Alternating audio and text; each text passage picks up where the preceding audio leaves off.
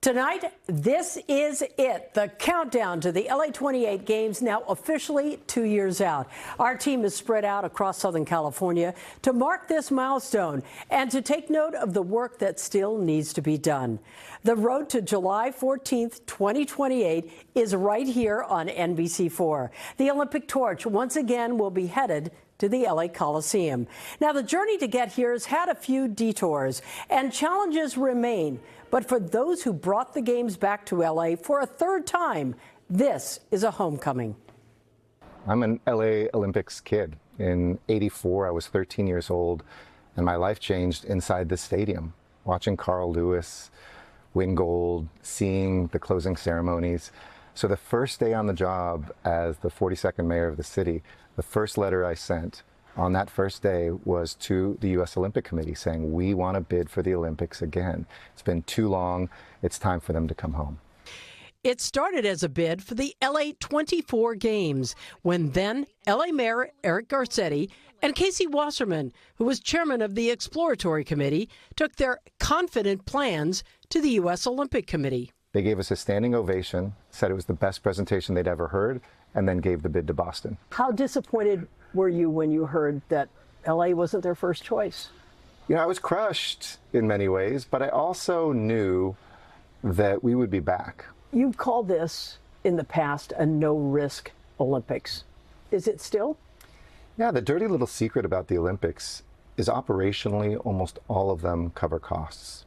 It's just on usually the building side, the capital side, when people decide to build a new stadium for one event for 1 week, or a whole Olympic village, and the plumbing doesn't work, 2 weeks before the athletes arrive. But we've got the facilities pretty much built, and I know that we'll be successful. I know we'll be financially viable. What would you say to people who live in the city and have lived here for years, and they keep hearing, oh, we're going to do this for the Olympics, and we're going to do this for FIFA, and we're going to do this for the Super Bowl, and they say to you, wait, I live here all the time. Yeah. What about me? People misread the games thinking there's a whole pile of money to make the city look perfect. What it is an accelerant. We were probably going to build a subway in this city anyway, but '84 inspired us to go faster. We needed a new terminal at LAX, now the Tom Bradley terminal, but '84 got it done. And I would say don't lose these 2 years. We've got a few more months left to put some stretch goals, to swing for some home runs.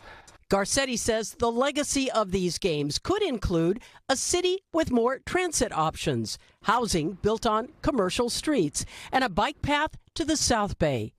And 13 years after the bid process began, Garcetti believes this city of angels remains the right place to welcome the world and to celebrate the best in sports. We've got the world on the streets of LA every single day.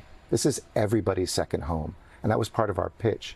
But it will remind us and the world that at this moment of war and division and partisanship, sometimes we actually like to get along and we love to spend time together.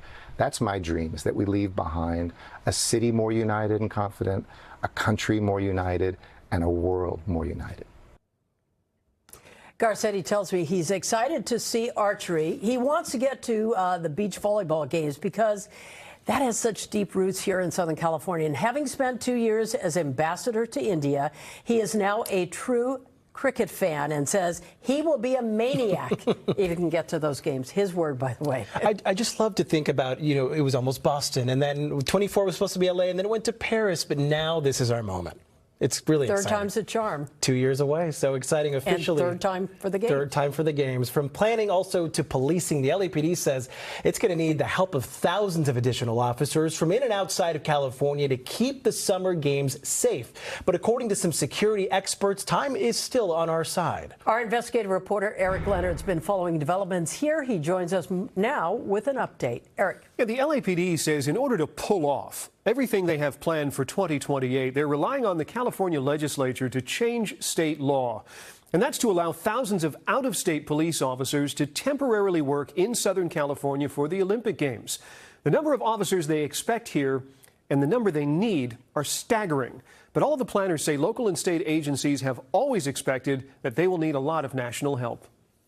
We knew all along when we were planning for the LA 28 games that LAPD resources would not suffice. Former LA City Councilman Joe Buscaino, who's been involved in the planning for major security events, says even when the LAPD was staffed with thousands more officers a decade ago and the Olympic bid was secured, there was never a moment when the department expected it could handle the Olympic security tasks alone. Clearly, LAPD resources wouldn't suffice, hence the reason why it was needed to have a mutual aid effort of all levels of government. The LAPD says it estimates it will need between 12 and 15,000 officers over 2 months to staff the 8 venues and other events within city limits. The commander planning all this says that breaks down to more than 6,000 officers on duty for each of the 66 days of the Olympic and Paralympic events. We, the LAPD, can only provide 1/3 of that deployment, so roughly 2,200 officers per day. That leaves a staffing gap of approximately 4,400 officers per day. In order to fill the gap, the state legislature is changing the law to allow officers from all over the U.S. to work in California temporarily for the games. The bill will include express language to prioritize California officers. But many of those agencies, like the LAPD, are short-staffed, which means out-of-state police are a certainty. LA Mayor Karen Bass's office sponsored this bill to begin that process now. And that we take advantage of the lead time that we have. According to the bill, out-of-state officers will get streamlined training, temporary state certification to act as police officers that's only valid through the games or until the end of 2028.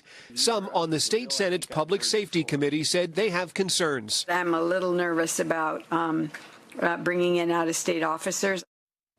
So, look, there are some unresolved questions here about how to make sure those officers follow California laws and the public's expectations of them. Outside of the city of L.A., Olympic events all over Southern California are going to require an equal number of officers for all these other Olympic venues all around Southern California, which will bring the need for police officers to somewhere between 24 and 30,000 over the course of the 2028 games. Of course, the federal government is sending lots of assistance from a variety of different federal agencies. Congress has set aside about $1 billion to pay for all of this security. So this is a very unique moment where municipal government says cost is no object. Money is not the problem here. It's the logistics of making all of this happen. Will there be enough officers to patrol the rest of the city? Yeah, and that's why the LAPD is saying they can only commit about 2,200 officers a day to Olympic events. That's because everybody else is going to be doing their regular jobs, making sure the city is safe. Sure. All right, Eric, as always, thank you. You got it. Our special coverage on LA 28 and the 2-year countdown does not stop. For more on how to apply to become a volunteer or to find tickets, head to our website, NBCLA.com.